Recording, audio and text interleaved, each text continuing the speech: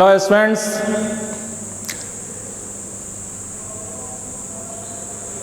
Hello students, in this video session we shall continue with the chapter Kinetic Theory of Matter, and in this session the topic under discussion will be Kinetic Theory of Matter and Change of State. So this will be the topic of the discussion in this video session, and let us recall our previous video session. We discussed about kinetic theory of matter. Let me remind you, let us recapitulate that kinetic theory of matter states that a matter is composed of tiny particles, and these particles are in continuous motion. They are always in motion. So in case of solid, particles vibrate from their mean position, means left, right or up, down. They do vibratory motion, and in gaseous state particles move from one position to another position, and the different modes of motions are there, like translatory, rotatory and vibratory motion. In liquid also particles are always continuously moving. So this thing you have to remember, that particles are in continuous motion. That is first thing. And then there is a force of attraction between the particles. They attract each other, and there are spaces between the particles. Particles are spaced, means in between two molecules there is a space, and that space is known as intermolecular space. And this force of attraction depends upon that intermolecular space. Means if intermolecular space is less, then that force of attraction will be more. So these important points, that they are in continuous, particles are in continuous motion. There is a space between any two particles, that is intermolecular space, and there is intermolecular force of attraction. Depending upon these points, we analyze different states of matter. One state of matter, which is known as solid state, in that state there is a stronger force of attraction between molecules, between particles, and intermolecular space is small, and particles are closely packed. This thing we have done. In liquid, again that intermolecular force of attraction is comparatively less, and intermolecular space is comparatively more compared to solid, and they are not that much closely packed compared to solid. And again come to gaseous state. So that intermolecular space is minimum compared to solid and liquid, and intermolecular space is maximum compared to solid and liquid, and they are in a random way arranged. They are not closely packed. So at this stage, this kinetic theory of matter helps us to understand that if water is liquid, why it is liquid? We can answer this question. Water is liquid, why? We can answer this. Our answer will be based on the idea of kinetic theory of matter. If water is liquid, but a certain this chalk is solid, why it is solid? So we understand that if the intermolecular space is less and intermolecular force is strong, then particles will be closely packed and the boundary will be fixed. Means this has fixed volume, fixed shape, fixed size, rigid boundary. Why? Because greater intermolecular force of attraction, a smaller intermolecular space, and closely packed arrangement of particles. Come to water, it is liquid. Why? Because intermolecular space is larger compared to this solid, and intermolecular force of attraction is smaller compared to this solid, and that packing of particles is not that much close, and therefore its shape is not fixed, it is not definite. Volume is of course definite, and that state of matter is known as liquid. And so that is why ice is solid, water is liquid. What about steam? Steam is in gaseous state. Why? Because intermolecular force of attraction is least, that is minimum compared to water and ice. Intermolecular space is longest compared to water and ice.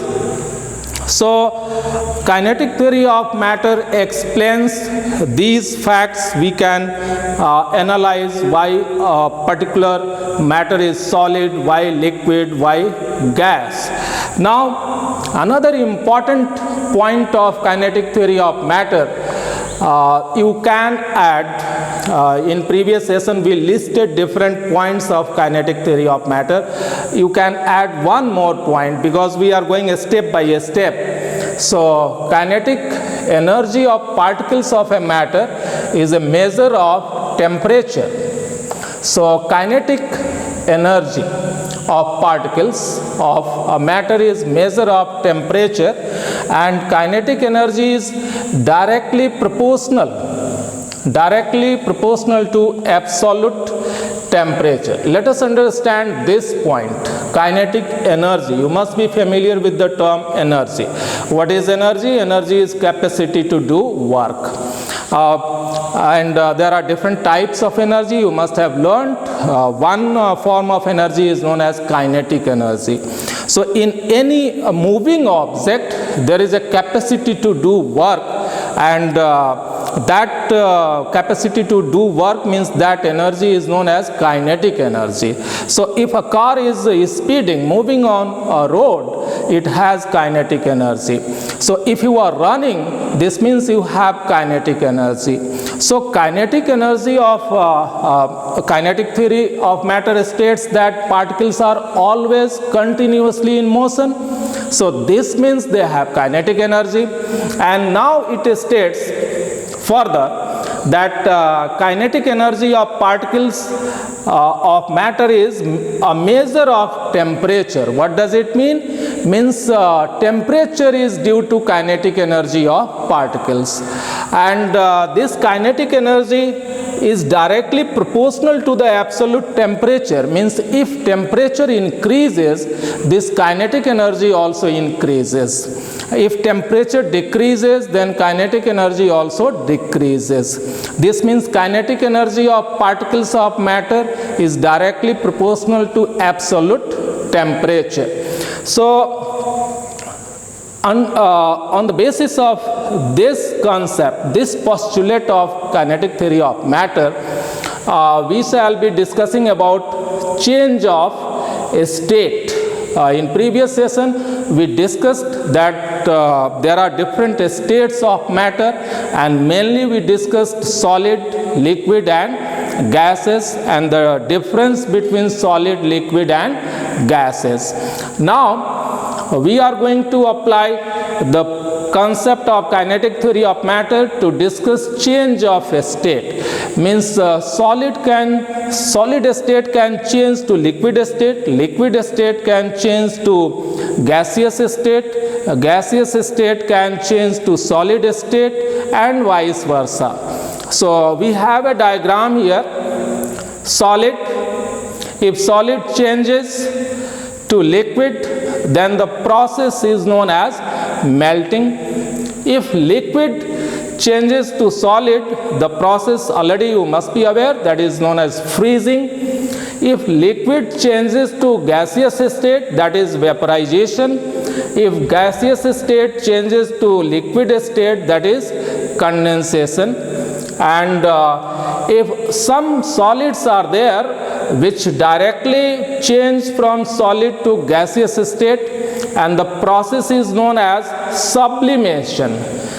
And if gaseous state changes to solid state, that process is known as deposition. In the examination, you may be asked to define these processes. What do you mean by sublimation? So let us discuss one or two examples, and then you can generalize, and you will be getting notes also. So you will be doing this part. And so for an example, suppose there is a question or somebody asks you, what do you mean by sublimation? So see, this chart will help you. Sublimation may be defined as a process in which a solid substance changes to gaseous state directly without undergoing to liquid state. Examples you can find. For an example, camphor. Camphor, if you heat camphor, it doesn't melt and it doesn't transform into gaseous state. It doesn't melt. It doesn't go in liquid state. So from solid, it goes directly to gaseous state. And similarly, you must have seen naphthalene balls. So in our houses, while preserving cloths in different places, naphthalene balls are used. So naphthalene also changes directly from solid to gaseous state. So we can say that naphthalene is a sublime substance, and that process is known as sublimation. Similarly, this what do we mean by condensation? That is a process in which a gaseous substance changes to liquid state. So this way we can define these terms. And why does it happen? Kinetic theory helps us to understand. See, it says that kinetic energy is directly proportional to the absolute temperature. If you heat a solid, its temperature will increase, its kinetic energy will accordingly increase, means particles will start moving with greater speed, more vibration will be there, and that force of attraction will be overcome, and particles will move away from each other. That intermolecular space will increase, and they can move further, and the state will be, fluidity will be there, and that state will be liquid.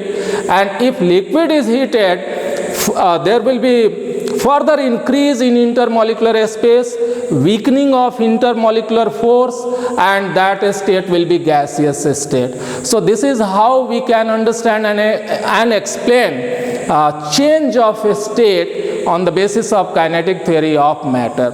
So till now, this is all about it. We shall see you next time. Thank you.